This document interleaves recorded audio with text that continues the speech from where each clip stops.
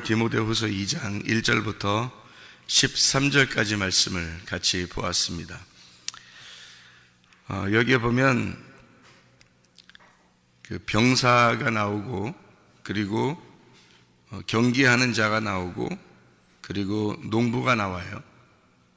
그러면 병사하고 경기하는 자하고 농부라는 이 세 가지가 나오는데, 이게 3절부터 6절까지 말씀이거든요.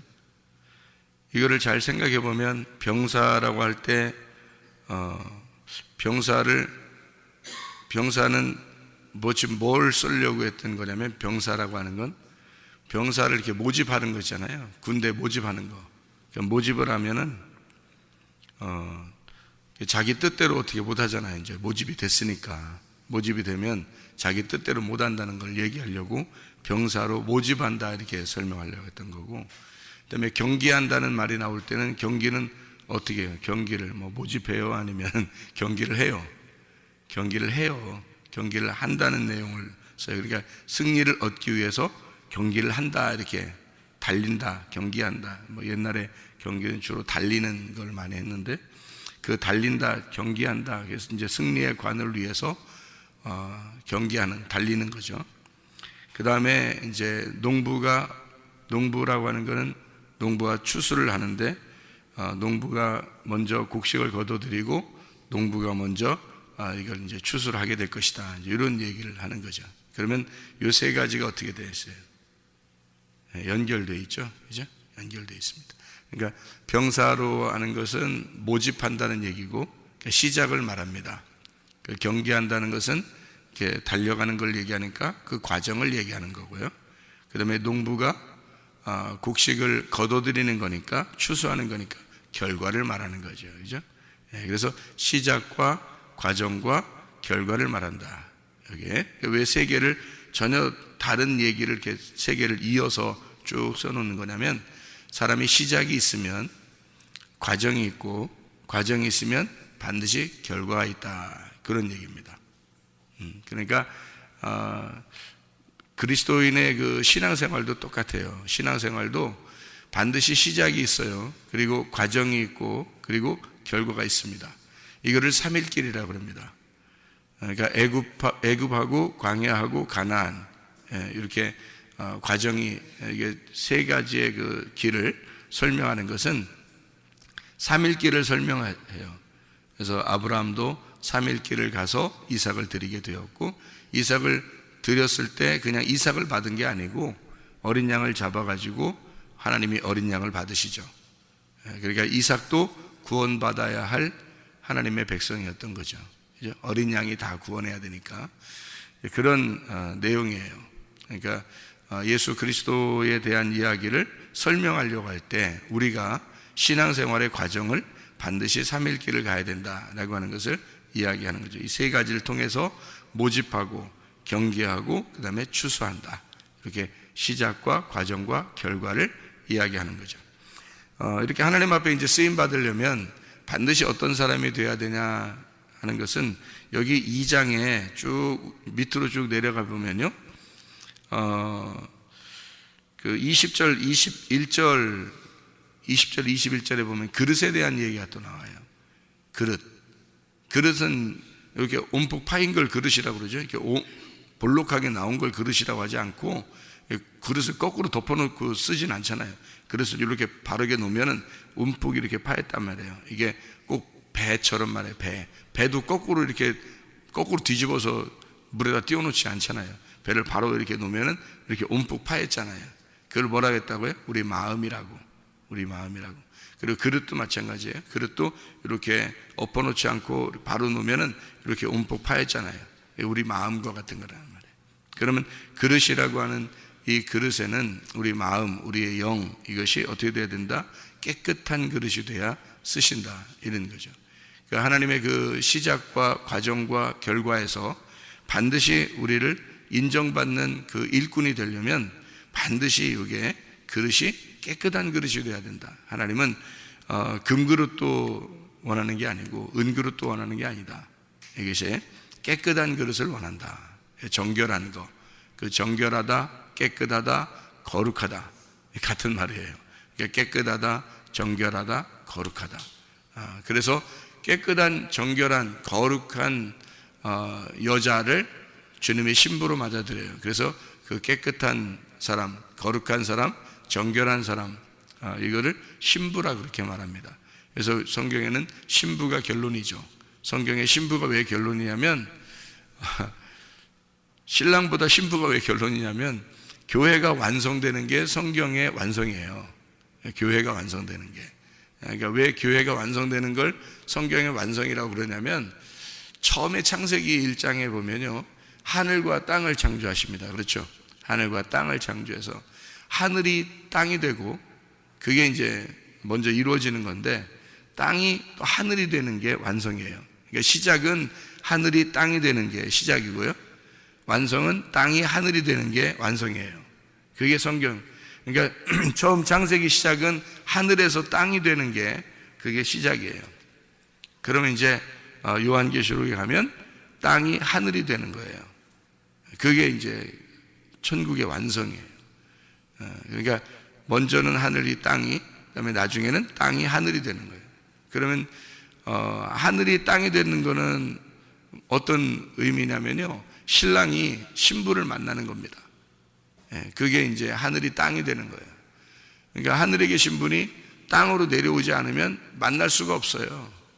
인간이 어떻게 하나님을 만나겠어요? 그러니까 하나님 존재를, 우리가 하나님 존재가 있느냐 없느냐, 그건 중요한 게 아니에요. 왜 중요한 게 아니냐면, 예수 그리스도가 이 땅에 내려오면 존재하는 거고, 하나님이 안 내려오면 우리한테는 존재하는 게 아니에요.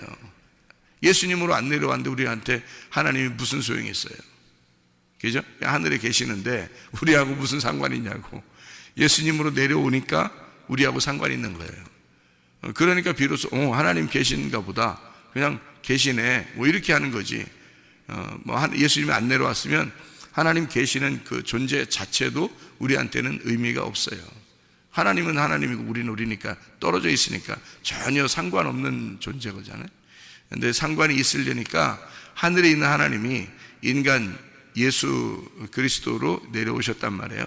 그러니까 우리하고 상관이 있어진 거고, 상관이 있어지니까 우리가 예수를 보면서 하나님 아버지를 깨닫게 된 거예요. 그래서 예수님을 본 자는 하나님을 보았다라고 얘기하는 거니까, 예수님이 화해자죠. 하나님과 우리 사이를 화해시키는 화해자, 화목자가 된 거예요. 그래서 예수님을 본 자, 하나님을 본 거기 때문에 예수님은 우리에게 그토록 의미가 있는 겁니다. 그러니까 예수님을 믿지 않으면 하나님을 믿는 것은 아니죠. 예수님을 모르면 하나님을 아는 게 아니란 말이에요. 그래서 우리는 예수님을 꼭 알아야 되고 예수님을 꼭 믿어야 된다는 거예요. 그러니까 예수님이 우리한테 큰 의미니까, 예수가 존재니까 우리는 존재가 아니거든요. 그래서 하늘에 있는 그 예수가 이 땅에 내려옴으로써 바로 우리에게 존재가 되셨단 말이에요. 생명이 되셨다는 거죠. 비로소. 그래서 하늘에서 먼저 내려오는 게 먼저예요. 그리고 땅에서 이제 이 신부가 준비돼요. 땅에서 어린 양의 신부가 준비돼서 하늘로 올라가잖아요. 그러면 완성이에요. 그게 끝이라고요. 성경의 끝. 그럼 신부가 올라가면 어떻게 돼 있어요? 어떻게 되냐면, 신랑하고 신부가 이렇게 있으면 안 돼요. 천국에는. 그러니까 하늘나라의 그 어린 양이, 하나님의 아들이 이 땅에 내려오면 나하고 하나님하고 떨어져 있으면 그게 안 되잖아요. 그러니까 하나님이 이 땅에 내려오시면 어떻게 해야지만이 우리가 구원받은 사람이냐면, 그 하나님의 아들이 우리 안에 들어와야지 구원받은 사람이에요. 그죠? 그러니까 하늘에 계신 하늘이 땅에 내려와서 들어와야 구원이에요. 그러면 이 구원받은 사람이 위로 이렇게 올라가면 누구만 보이겠어요? 신부만 보이는 거예요. 그러니까 신부만 있는 거예요. 왜냐하면 신랑이 신부 안으로 들어왔잖아요. 들어가서 땅 안에 들어왔잖아요. 그래서 이 땅이 하늘로 이렇게 올라간단 말이에요. 그러면 신부만 있잖아요. 신부만. 그죠? 신부만 있는 거야. 그럼 그 속에 누가 있어요? 신랑이 있는 거지. 그러니까 신부만 있고 신랑이 속에 있는 거예요. 그래서 그 신부가 이렇게 신부를 보니까 어떻게 생겼냐 봤더니 새 예루살렘이더라는 거예요. 그게 새 예루살렘 성이더라 라고 써 있는 거예요. 그럼 그 안에 신랑이 주인인 거죠. 신랑이 주인인데 안 보여요. 왜? 겉으로는 새 예루살렘 성이니까, 새 예루살렘 성이 신부니까. 그래서 그가 왜 하늘에, 이게 하늘에 있는 것이 이렇게 내려오는 것을 우리가 보는 거죠. 하늘에 계신 하나님이 이 땅에 내려와서 신부로 만들어서 그가 하늘나라의 성이 된 거예요. 천국이 된 거란 말이에요. 그러니까 천국은 신부예요. 그게 천국입니다. 그러니까 천국은 신부. 그러니까 천국 자체가, 그럼 그 안에 누가 있냐면 신랑이 있는 거예요. 그러니까 신부 안에 들어가 있는 거예요. 그러니까 이렇게 얘기하면 되려나요? 여자가 뱃속에 아들을 품었어요. 모태에서 뱃속에 아들을 품었어요. 그래서 이 아들이 나왔어요. 이 아들이 이제 예수님이에요. 예수님이라고 해야지 이해가 되지. 그냥 아들이 나왔네 이러면 이해가 안 되고, 예수님이 나왔어요. 말씀입니다. 말씀이 나왔어요. 그래서 이 말씀이 나의 신랑이 됐습니다. 예수님이 나의 신랑이 되었어요. 신랑이 이제 이렇게 둘이 결혼을 했어요. 둘이 결혼해서 신랑이 이 신부의 치마폭에 이렇게 들어갔어요.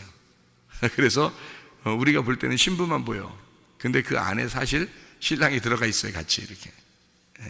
그래서 원래는 그 여자의 뱃속에 아들이 있었는데, 하나님의 아들 말씀이 있는데, 그 말씀이 나와서 나의 신랑이 되었다고요.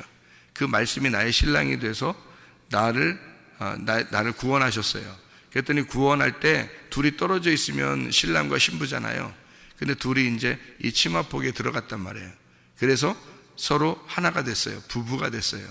그랬더니 사람들이 보니까 신부만 보여. 신랑 어디 있어요? 내 안에 있어요. 이렇게 된 거예요. 그러니까 내 안에서, 말씀이 내 안에서, 내 안으로 들어와서 내 밖으로 나왔다가 내 안으로 다시 들어와서 완성을 된다는 거죠. 이렇게. 그러니까 하늘나라에 올라가면 신부만 보이고 그 신부 안에 신랑이 있다. 그 신랑이 말씀이에요. 그러니까 말씀을 품은 신부가 천국인 거예요, 여러분. 그러니까 말씀을 품은 신부가 천국인 거예요. 그가 신랑이에요. 말씀이 신랑이에요. 그러니까 하나님 말씀을 제대로 진리를 알아야 된다는, 진리를 품어야 된다 하는 게 그 진리 안에서 있어야 된다.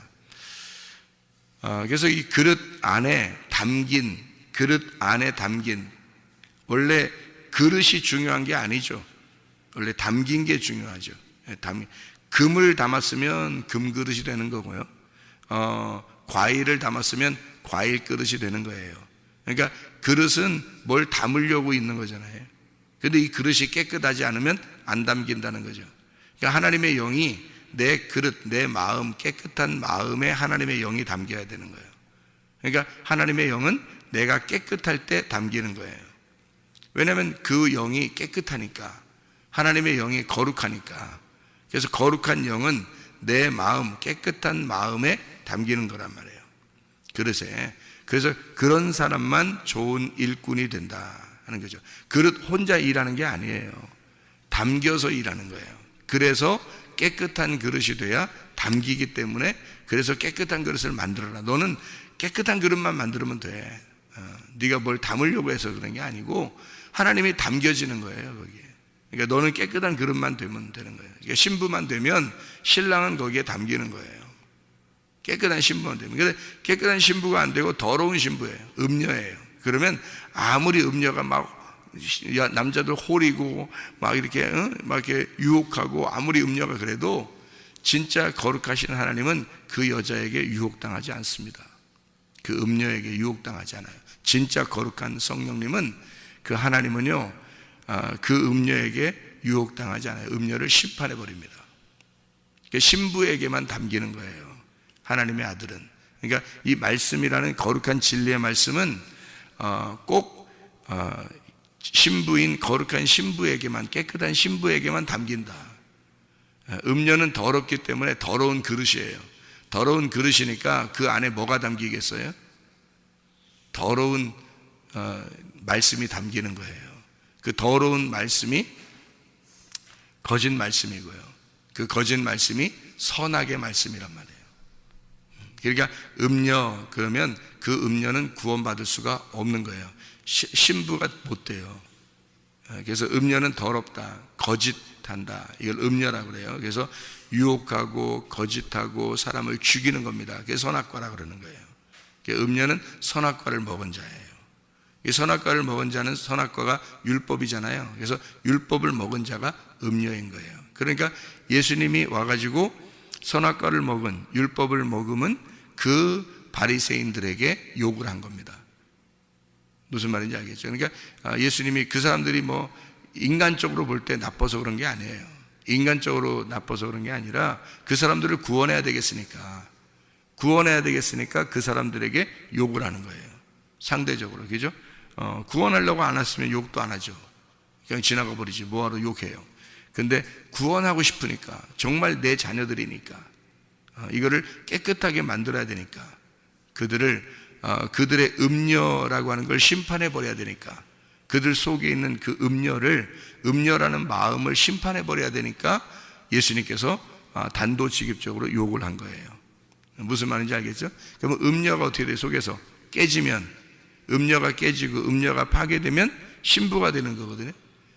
그래서 아리마대 요셉도 또 니고데모도 예수님이 그 죽었을 때 그 시체를 달라고 그랬죠. 그리고 그 시체를 이렇게 씻어 주려고 했고, 그 시체를 갖다 자기 무덤에 갖다 놓은 사람도 있고 이렇게 하잖아요. 그게 공회원이고 바리새인들. 이게 니고데모 같은 경우는, 그죠? 바리새인이고, 그리고 아리마대 요셉 같은 경우는 공회원이고, 그가 율법에 대한 정통한 자들이란 말이에요. 이 사람들은 예수의 그 시체라도 사랑하고 싶은, 그 말은 정말 순수하게 사랑했다는 말입니다. 순수하게 사랑했어요. 삭개오처럼 말이죠. 순수하게 사랑한, 자기에게 유익이 하나도 없는데도 자기에게 그 시체를 가져왔을 때 유익한 게 하나도 없어요. 근데도 사랑했어요. 손해보는 거 알면서도. 그래서 예수님을 정말 사랑했다. 순수하게. 죽었을 때 사랑하는 게 진짜죠. 죽었을 때 다 도망가지 뭐. 죽으려고 하니까 다 도망가죠. 제자들까지도. 근데 이 사람들은 그렇지 않았어요. 예수님이 강도들과 함께 죽었는데 그 예수를 사랑한 거예요. 순수하게 말이죠. 사랑한 겁니다. 그런 사람들. 어떻게 된 거예요? 예수가 있을 때 그들은 예수에게 의하여 질타를 받고 예수에 의하여 깨끗함을 받은 자들이죠. 그러니까 그들을 파괴한 겁니다. 그들의 마음이 파괴가 된 거예요. 그러니까 손해볼 거를 이미 뭐 예상하는데도 불구하고 자기들은 그 예수를 순수하게, 자기를 파괴한, 자기 마음을 다 찢어놓은 그 예수를 사랑했다. 그들이 구원받는 거예요. 예수가 부활하면 구원받는 거죠. 그죠? 부활하면 바로 구원받죠. 그 사람들은. 왜냐하면 그 순수한 마음으로 주님을 받아들였기 때문에 그런 거죠. 그죠? 순수한 마음. 그러니까 우리가 어떤 조건을 내걸고 예수님 나에게 이렇게 하면 내가 사랑할게요. 이건 조건이잖아요. 조건을 내걸은 사랑이잖아요. 조건 없는 사랑을 해야죠. 그죠? 조건 없는 사랑. 주님이 나를 조건 없이 사랑했고 나도 주님 앞에 조건 없이 사랑하는 그런 순수한 마음을 가진 자가 삭개오 같은 사람이에요. 삭개오 같은 사람은 진짜 순수한 깨끗한 마음을 가진 자죠. 삭개오가 깨끗한 그 사람이에요. 그래서 예수님을 쳐다보고 싶었어요. 그냥 보고 싶은 거예요. 그냥 보고 싶은 거. 그런 마음을 가진 자에게 예수님은 그 마음을 보셨죠. 깨끗한 그릇이에요. 내가 네 집에 오늘 유하여야겠다. 내가 오늘 네 그릇에 담겨야 되겠다. 그 말입니다. 내가 오늘 네 그릇에 담겨야 되겠다. 참 놀라운 말이죠. 그래서 그 깨끗한 그릇이 되니까, 삭개오가 너무 깨끗하니까, 마음이 너무 순수하고 깨끗해. 예수님 보고만 싶어. 그러니까 보고만 싶은 그 마음을 가진 그 삭개오의 그릇에 내가 오늘 네 그릇에 담겨야 되겠다. 내가 오늘 네 집에 들어가겠다. 그런 말씀을 하시죠. 주님이 쓰시는 그릇은 깨끗한 그릇입니다. 자, 우리는 어떻게 해요? 군사로 모집당한 사람입니다. 그리고 경계하는 자예요. 그리고 우리는 어느 날 추수를 할 것입니다. 그러면 우리 알곡되는 신자들만 추수가 되겠죠? 진짜 신부가 되는 겁니다. 그러면 이 진짜 신부가 천국이 되는 거예요. 그 안에 예수님을 품고 천국이 되는 거죠. 그게 천국이라는 하는 그런 내용입니다. 성경에서요. 여기 한 말씀만 읽고 설명하고 마치죠. 디모데후서 2장 9절 10절 말씀입니다. 9절 10절 말씀 보면 복음으로 말미암아 내가 죄인과 같이 매이는 데까지 고난을 받았지만 하나님의 말씀은 매이지 아니하니라. 그러므로 내가 택함 받은 자들을 위하여 모든 것을 참음은 그들도 그리스도 예수 안에 있는 구원을 영원한 영광과 함께 받게 하려 함이라. 이게 이제 택함 받은 사람도 나오고 그러는데 여기 지금 복음으로 말미암아 죄인과 같이 매이는 데까지 고난을 받았다. 여기 이 매이는 죄인과 같이 매이는 데까지라는 이 죄인과 같이 매이는 것이 누가 매였어요? 죄인과 같이 매였다는 게 누가 죄인과 같이 매였어요? 예수님이 누구처럼 매였죠? 예. 누구처럼 매여요? 누가복음 23장에 여러분이 보면은 예수님이 누가복음 23장에 제가 읽어드릴게요. 23장 32절 33절 보면 또 다른 두 행악자도 사형을 받게 되어 예수와 함께 끌려가니라. 해골이라 하는 곳에 이르러 거기서 예수를 십자가에 못 박고 두 행악자도 그렇게 하니 하나는 우편에 하나는 좌편에 있더라. 해골이라는 곳, 이래서 이게 해골이라는 것을 여러분 뭐라고 그러냐면 이게 칼바리아라고 그러거든요. 이게 라틴어로. 근데 이걸 뭐라면 이게 갈보리예요. 여러분 갈보리 언덕에 뭐 주님이 달려 돌아가셨다는 갈보리 십자가에 뭐 달려 이렇게 얘기하는 게 찬양하는 그런 게 해골이라는 장소가 갈보리라는 장소입니다. 그 전설에 의하면 아담의 두개골이 있는 곳, 이게 갈보리라 그럽니다. 그러니까 아담의 두개골이 있는 곳이 갈보리. 그래서 아담의 두개골이 있는 곳에 주님이 십자가에 달려 돌아가셔서 아담의 모든 죄를 다 끝내셨다. 이게 갈보리 언덕입니다. 해골이라고 하는 곳에 이르렀는데 거기 두 행악자가 있었어요. 같이 돌아가셨다고 하는 건 예수님을 무슨 취급을 한 거예요? 예, 두 행악자로 취급을 한 거예요. 그러니까 행악자라고 하는 것이 누군가라는 걸 알면 되겠죠, 그죠? 행악자가 뭐냐라는 것을 우리가 알면 되겠죠. 근데 그 행악자, 우리가 여기 누가복음 23장 이제 39절도 또 달린 행악자 중 하나는 비방하여 이르되 내가 그리스도가 아니냐 너와 우리를 구원하라 그렇게 했고요. 하나는 또 다른 행악자입니다. 또 다른 행악자는 그 사람을 꾸짖어 이르되 네가 동일한 정죄를 받고서도 하나님을 두려워하지 아니하느냐라는 그런 이야기를 했거든요. 그 행악자, 이게 카쿨고스라는 단어입니다.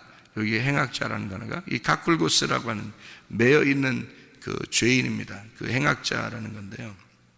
이게 도둑이기도 하고요, 강도이기도 합니다. 그러니까 도둑이면서 강도인데요. 이게 행악자라고 그러는 거예요. 그래서 예수님이 강도들과 같이 이게 죽임 당하셨다 이렇게 얘기하는 거거든요. 근데 하나는 왼쪽에 하나는 오른쪽에 있어요. 두 행악자가요. 그러니까 한쪽 편에 있는 행악자는 예수님을 비방했고 또 한쪽 편에 있는 행악자는 예수님 보고 자기를 기억해 달라고 그렇게 이야기를 했습니다. 그러니까 틀림없이 이게 어디에서 어디로 바뀌어야 되냐면 왼쪽과 오른쪽이라고 나와 있는 그 행악자는 왼쪽에서 오른쪽으로 바뀌어야 된다는 거죠. 가운데 예수님이 십자가에 달려 돌아가셔서 그게 딱 이게 중간에 있는 것을 일부러 표현한 거예요. 왜 그러냐면요, 중간에 있으면서 한쪽에서 한쪽으로 옮겨야 되기 때문에 그렇습니다. 그러니까 예를 들어서 니고데모가 예수님을 만나기 전에 어디에 있었겠어요? 왼쪽에 있었어요. 근데 예수님을 만나고 자기 가슴이 찢어진 거예요. 그리고 오른쪽으로 옮기는 겁니다. 그러니까 이제 순수한 예수님을 사랑하는 자가 된 거죠. 아리마대 요셉이라는 사람이 예수님 만나기 전에는 왼편에 있었습니다. 그런데 예수님을 만나고 난 다음에는 오른편으로 간 거죠. 그래서 예수님을 순수하게 사랑하게 된 거고요. 삭개오라는 사람도 예수님의 왼편에 있었는데 예수님을 만나고 오른편으로 간 거죠. 이렇게. 그래서 왼편에 있는 자가 오른편으로 가는 거예요. 예수님은 하나님 보좌 어디 왼편 오른편에 있어요. 어디 오른편으로 가 있어요. 하나님 보좌 오른편으로 가셨다 그렇게 말해요. 그러면 이 땅에 계실 때 예수님께서 승천하시면서 하나님 보좌 우편에 내가 가리라 그렇게 하는 것은 하나님의 권능의 자리에 간다는 얘기인데, 그게 오른편이라는 말이 하나님의 권능이라는, 오른손이라는 말이에요. 오른편. 그래서 이게 권능이라는 자리거든요. 심판하는 자리에 가셨다 이런 의미인데요. 어디에 되냐면 예수님이 하나님의 오른편으로 가셨다는 말은 어디에 있었다는 말이에요? 왼편에 있었다는 말을 말하는 것입니다.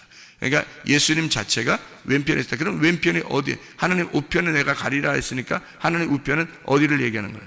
땅을 얘기해요? 하늘을 얘기해요? 하늘을 얘기하는 거고요. 하나님 왼편이라고 하는 건 땅을 얘기하는 거예요. 그러니까 하나님의 오른편은 하늘을 얘기하고 하나님의 왼편은 땅을 얘기하는 거예요. 그래서 땅에서 하늘로 올라가셨다 이렇게 얘기하는 겁니다. 그게 성경이에요. 그러면 왼편의 강도하고 오른편 강도하고 차이를 우리가 두면은 한쪽에 있는 강도나 왼쪽이나 오른쪽이나 똑같은 강도예요. 똑같은 강도. 그런데 이 똑같은 강도가 왼편에서 오른편으로 갔다. 제가 여러분 그 성경을 쭉 이렇게 보면 예레미야 23장 30절에 도둑질 가나브라는 도둑이라고 나오는데요. 무슨 도둑일까? 그걸 생각을 해야 돼요. 그러니까 성경에 도둑 그러면 다 도둑놈인 줄 알아요. 그러니까 우리는 뭘 훔치는 걸 도둑놈이라고 그러죠. 가나브인데 이게 우리 한번 찾아봐요. 여러분이 그냥 말하면 이해를 어떻게 할지 모르니까 예레미야 23장 30절 그래야 이해를 할 수 있어서요. 예레미야 23장 30절이요. 여호와의 말씀이라. 그러므로 보라, 서로 내 말을 도둑질하는 선지자들을 내가 치리라. 자, 뭘 도둑질했다고요? 내 말을 도둑질했다는 거죠. 그러니까 무슨 도둑놈이냐면 말씀 도둑놈이에요. 말씀 도둑놈. 그러니까 성경에는 그냥 이렇게 막 도둑놈 그러면 여러분 물건이 넘치고 이런 게 아니고요. 말씀 도둑놈을 얘기하는 거예요. 그게 거짓 선지자고요. 그러니까 종교 지도자들을 말하는 겁니다. 말씀 도둑놈이죠. 그러니까 하나님의 말씀을 제대로 알지 못하고 증거하는 자들, 이게 도둑놈이에요. 그러니까 말씀 도둑놈이죠. 그러니까 성경 모르면 도둑놈이에요. 그게 거짓 선지자라고 그러는 거고요. 성경에서 말하는 그건 잘못된 겁니다. 목사하지 말아야 되고요. 그런 사람들은. 호세아를 한번 더 보죠. 호세아서 6장 9절이요. 6장 9절. 강도 떼가 사람을 기다림같이 제사장의 무리가 세겜길에서 살인하니 그들이 사악을 행하였느니라. 제사 드린 거, 이게 강도라는 거예요. 제사 드린 거. 호세아 7장 1절. 내가 이스라엘을 치료하려 할 때에 에브라임의 죄와 사마리아의 악이 드러나도다. 그들은 거짓을 행하며 안으로 들어가 도둑질하고 밖으로 떼지어 노략질하며 이렇게 되어 있습니다. 그러니까 그들이 그 거짓을 행하고 안으로 들어가 도둑질하고 이게 다 뭐예요? 제사 지내는 걸 얘기하는 겁니다. 그러니까 말씀 도둑놈들을 얘기하는 거죠. 뭐 그런 게 이게 가나브라는, 이게 7장 1절에도 이게 가나브라는 말이고요. 예레미야 23장 30절도 가나브라는 얘기고, 호세아 6장 9절에는 이게 강도거든요. 게두드라는 강도. 예, 군대, 도둑대, 이 가다드 모여서 이게 같은 상처를 입히는 강도들, 이렇게 표현하는 게 구드, 이게 공격하다, 침략하다라는 말입니다. 그러니까 성경에서는 여러분이 이제 우리가 생각해야 될 일들이 뭐냐면, 그 요한복음을 다시 한번 가봐요. 여기 요한복음. 그럼 요한복음 12장 6절을 봐요. 요한복음 12장 6절. 이렇게 말하면 가난한 자들을 생각함이 아니요 그는 도둑이라 돈꾀를 맞고 거기 넣는 것을 훔쳐감이더라. 이게 누구를 얘기해요? 가룟 유다예요. 향유 옷값 깨뜨려서 예수님의 발에 붓고 머릿돌로 그 발을 씻은 여자가 나오죠. 이게 그랬더니 가룟 유다가 가룟 유다가 뭐라 그러냐면 이걸 300데나리온에 팔아서 가난한 자들에게 주면 더 좋았을 텐데. 그러니까 이 사람은 지금 세상 걸 얘기하는 거죠, 그죠? 세상 거. 근데 예수님은 뭐라고 여기다 성경에 이제 요한복음에 써는 거냐면 이 사람은 도둑놈이다 이렇게 써놓은 거죠. 그러니까 예수님에 대한 것이 예수가 없는 구제, 예수가 없는 기도, 예수가 없는 말씀, 이거는 다 도둑놈이에요. 그러니까 가룟 유다가 뭐 성경을 몰라서 이런 도둑놈이다 이런 얘기가 아니에요. 뭐 훔쳐서 도둑놈이란 얘기가 아니라 말씀보다 앞서 나간 말씀을 도둑질한 놈이란 얘기예요. 그러니까 성경에 말하는, 물론 돈을 훔쳤죠. 돈 훔쳤는데 그걸 의미적으로 보면 이게 예수 없는 제자란 말이에요. 그러니까 예수를 중심으로 두지 않는 제자, 이게 도둑놈이죠. 그러니까 성경에 말하는, 우리가 그런 사람이 되지 않으려면 우리가 예수가 우리 속에 중심이 되어야 하고 예수가 우리의 주인이 되셔야 되죠. 요한복음 10장에, 요한복음을 봤으니까 요한복음 10장에 18절 말씀이요. 요한복음 10장 18절. 이를 내게서 빼앗는 자가 있는 것이 아니라 내가 스스로 버리노라. 나는 버릴 권세도 있고 다시 얻을 권세도 있으니 이 계명은 내 아버지에게서 받았노라. 이렇게 되어 있습니다. 그러니까 그 빼앗는 자가 원래 있어요. 근데 예수님이 십자가 못 박혀 돌아가시려고 하는 것은 그들 때문에 무서워서 그렇게 되는 게 아니라 자기는 이 자기 목숨을 빼앗기러 왔다는 거죠. 자기 스스로가 빼앗기러 왔다. 그래서 요한복음 10장 1절에 보면 너희에게 이르노니 문을 통하여 양의 우리에 들어가지 아니하고 다른 데로 넘어가는 자가 절도며 강도다라는 얘기를 했어요. 레스테스라는 단어인데요. 이게 강도, 이게 뭐겠어요? 아까 구약에 지금 아까 읽었죠. 희생 제사 드리는 자들을 얘기하는 겁니다. 그러니까 제사장들을 얘기하는 거고 희생 제사를 드리는 자들, 율법사들, 바리새인들을 얘기하는 거예요. 그러니까 종교 지도자들을 얘기하는 겁니다. 그들이 강도다라는 것을 설명하려고 쓴 거예요. 그러니까 먼저 들어가. 그러니까 원래 울타리 치고 주님께서 오셔야 되는데 목자가, 근데 그 울타리 너머로 도둑놈들이 먼저 들어왔다는 거예요. 그래서 양들에게 먼저 가르친 것이 있다는 거죠. 그들 양들을 도둑질해 간 거죠. 양들의 마음을 도둑질해 간 거. 이게 강도라는 거예요. 요한복음 10장 8절 말씀에 보면요, 나보다 먼저 온 자는 다 절도요 강도니 양들이 듣지 아니하였느니라. 진짜 주님의 양은요 그들의 말을 듣지 않습니다. 진짜 양은 진리가 올 때까지 기다려요. 그러니까 다시 말하면 진리가 오면 딱 구분해냅니다. 그래서 선한 목자, 내 목자가 누군지, 진리가 무엇인지, 하나님의 말씀이 어떠한지 그 복음을 정확하게 깨달아요. 진짜 양이면요. 근데 진짜 양이 아니면 구분이 안 와요. 어떤 말씀 들어도 다 그냥 좋은가 보다 이렇게 생각해요. 그게 자기가 마음이 좋아서 그런 게 아니에요. 마음이 좋아서 그런 게 아니라 도둑놈에게 연행된 겁니다. 뭐냐면 귀가 가리워져서, 이게 미련해서. 그래서 미련한 자와 사귀게 된 거고 귀가 둔해진 겁니다. 그래서 무슨 말인지 구분이 안 간 거예요. 진리의 말이 무엇인지 정확하게 구분이 되죠. 여기 도둑놈은 진짜 이 세상의 도둑놈이라고 누군가 설명한다면 그 사람은 아직 말씀을 못 깨달은 자예요. 그가 강도입니다. 이거는 그 얘기를 하는 게 아니에요. 구약 성경을 통해서 신약이 해석이 돼야 되거든요. 이게 어떤 강도냐면 희생제사 드리는, 다시 말하면 하나님의 말씀을 깨닫지 못한 자, 먼저 온 자들, 이런 얘기예요. 그런 강도가 와서 사람들을 도둑질해 가는데 진짜 목자가 오면, 다시 말하면 진리의 말씀이 오면 너를 진리 가운데 인도할 거다. 진리의 말씀이 와서 너를 진리 가운데, 그래서 양들은 그의 음성을 듣게 된다. 선한 목자의 음성을 듣게 된다. 그 진리의 말씀을 듣게 된다. 그런 말입니다. 자, 디모데후서 2장 9절 말씀에 복음으로 말미암아 내가 죄인과 같이 매이는 때까지 고난을 받았으나, 자, 무슨 말인지 알겠죠? 행악자처럼 내가 강도짓을 했다, 그 말이에요. 내가 강도짓을 해서 그렇게 살았으나, 내가 제사도 많이 드리고 하나님 앞에 예배 드린다고 열심히 했는데 그러나 사실은 내가 강도요, 절도요, 내가 도둑놈이었다. 내가 그렇게 매였었다. 근데 나를 위하여, 예수가 나를 위하여, 그런 나를 위하여, 행악자인 나를 위하여 주님이 죽으셨다.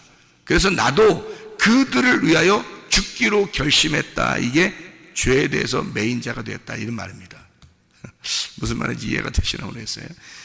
바울이 자기가 행악자였는데, 자기가 진짜 말씀에 대해서 진리를 모르고, 하나님에 대해서, 예수에 대해서 잘 모르고, 자기가 진짜 희생제사 드리고 정말 많이 안다고, 말씀을, 율법을 많이 아는 그 율법 안에서 사람을 죽이는 정도까지의 율법의 열심자였는데, 그 나를 위해서, 그런 강도인 나를 위해, 왼편의 강도인 나를 위해 예수가 죽으셨더라. 그걸 알았다, 자기가. 그래서 그 죽는 데까지, 그 죄인으로서 매이는 데까지 내가 고난을 받는다. 그래서 거기에 그 예수를 깨닫고 나는 왼편에서 오른편으로 간 자가 되었다. 그래서 말씀이, 그 예수가 죽었지만 자기는 예수를 죽이려고 그들의 제자들까지 다 죽이려고 했는데, 그 말씀이 매이지 않더라. 그 말씀이 자유롭더라. 그 말씀이 부활해 있더라. 그래서 자기는 그 말씀을 계속 매어 놓으려고 했었으나 그 강도였는데 아니더라. 그 말씀은 자유더라. 그가 부활했더라. 그래서 자기는 그 죄인에 있을 때 그 복음에 의하여, 복음으로 말미암아 죄인과 같이 매이는 데까지 내가 고난을 받아. 근데 그 말씀이 전혀 매이지 않더라. 자기는 자기처럼 똑같은 그 강도짓을 하는 자들에게 복음을 증거함으로써 자기는 그 매이는 데까지 계속 그것을 복음을 증거하고 다녀, 계속 매이는 사람으로, 죄인으로서 계속 살아가고 있는데, 근데 복음은 전혀 매이지 않더라. 내 속에 있는 이 말씀은 전혀 매이지 않더라. 그 말씀이 자유하더라. 여러분, 그 말씀이, 그 진리가 여러분을 자유케 하는 겁니다. 여러분은 이 땅에 있는 것으로 자유한 게 아니에요. 하늘의 사람으로 깨끗한 그릇이 되어 하나님의 말씀, 진리의 말씀, 그 하나님을 여러분 안에 담으면 여러분은 자유합니다. 그 하나님의 영 안에서 자유하게 돼요. 그러면 행복하죠. 그게 천국이라고 그러는 거예요. 이 땅에서도 하나님의 나라를 사는 사람 되길 바랍니다. 기도하겠습니다.